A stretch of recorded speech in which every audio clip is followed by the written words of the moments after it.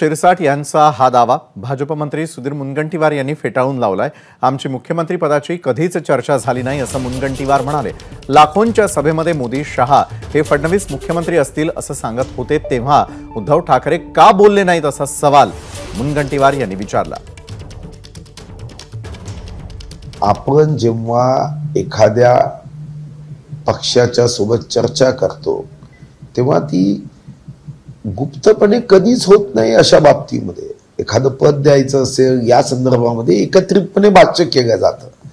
जेव्हा आमचं एकत्रित भाष्य झालं तेव्हा मुख्यमंत्री पदाबाबतीत कोणतीही घोषणा झाली नव्हती। लाखोच्या सभेत नरेंद्र भाई जेव्हा देवेंद्रजीला मुख्यमंत्री म्हणून म्हणत होते मग तेव्हा तुम्ही सभेत उभं राहून काय नाही म्हणालात की आपलं तर ठरलं आहे।